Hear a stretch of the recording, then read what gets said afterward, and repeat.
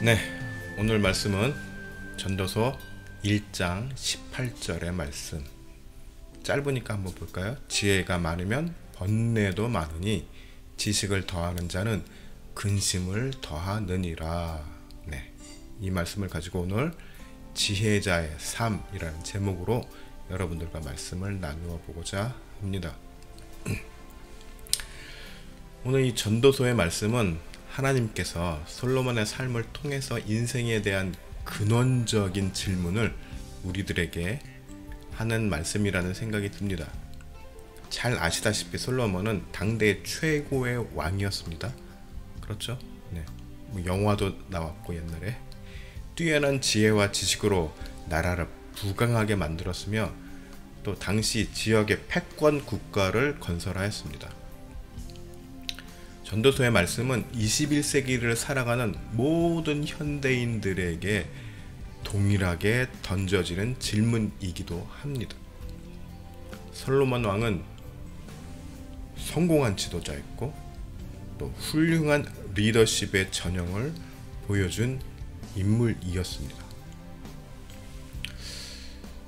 그런데 재임 초기 하나님과 함께 하였던 초심은 점점 잃었고 또 세상의 정치와 타협하기 시작하였습니다. 그리고 부수적으로 세속의 즐거움에 빠지기 시작하였습니다. 이렇게 인생의 모든 것들을 경험한 솔로몬 왕이 결론으로 바로 오늘 전도서로 나타나게 됩니다. 요즘 코로나 변종으로 인해서 정말 많은 사람들이 고통을 받고 있습니다. 네, 좀처럼 탈출구가 보이질 않습니다. 그죠? 네, 백신이 나와서 이제 좀 살겠다 싶으니까 변종이 나와가지고 뭐 이 백신도 소용없네, 뭐 백신도 뚫네 막 지금 이러고 있습니다. 그러다 보니 사람들은 점점 이성을 잃어가고 또 봉쇄를 내리는 정부를 향해서 시위를 하기까지 합니다. 1년 넘게 인내하면서 버티던 많은 사람들이 지치기 시작하였습니다.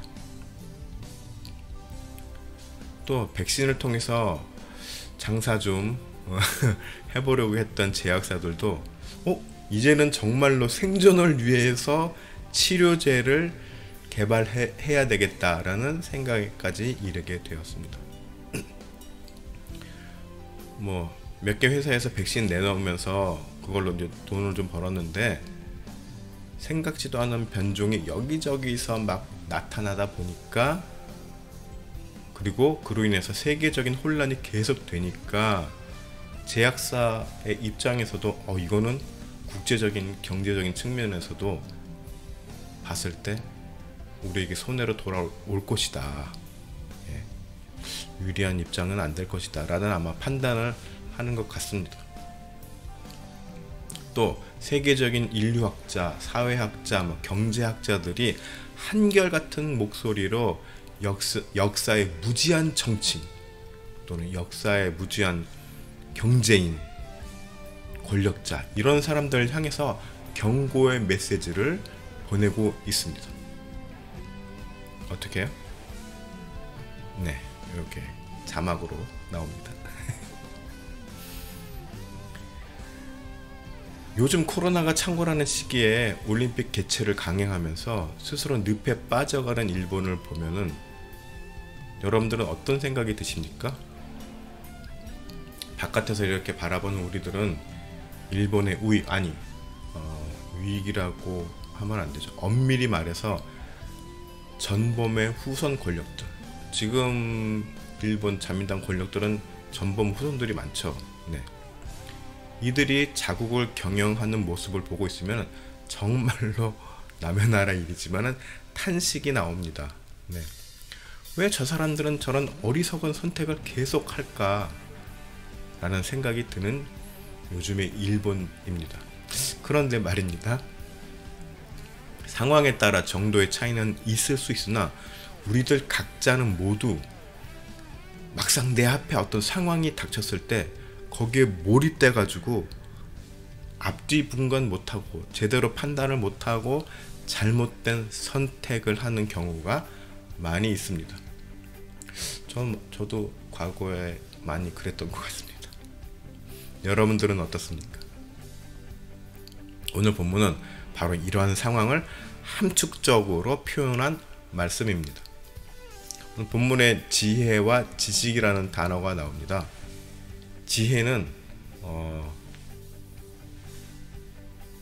좀 테크니컬한 의미가 좀 더 강하고 기술적인, 실제적인 어떤 기술, 그런 의미가 강하고, 지식은 그야말로 인문학적인 그런 백그라운드적인 의미가 더 강합니다. 즉 인류가 아무리 뛰어난 첨단 기술력을 보유하고 세상 원리를 깊게 연구하였다고 할지라도 결국 우리들은 나의 나약함의 한계를 극복하지 못하고 무너질 수밖에 없는 존재임을 자각해야 한다는 것입니다. 그런데 이 모든 일의 시작은 어디입니까? 인간의 욕심과 교만입니다. 솔로몬 왕 역시 모든 것을 다 이룬 그 업적의 뒤에는 뭐가 있었죠? 하나님의 지혜가 있었다는 사실을 언제부턴가 기억에서 지우려고 했고, 결국 자신의 업적, 자신의 공으로 돌리려고 했습니다. 그 결과로 교만했고, 그 교만은 그에 합당한 영광과 상을 요구합니다. 그런데 세상에서의 영광과 상은 영원한 만족을 주지 못한다는 것을 솔로몬 왕도 이제 인생의 말년에 와서야 깨닫게 되었습니다. 그러면 우리는 어떻게 살아야 할까요? 너무 뻔한 질문인가요? 이 말씀에 대해서, 이 질문에 대해서 전도서 3장을 한번 보겠습니다.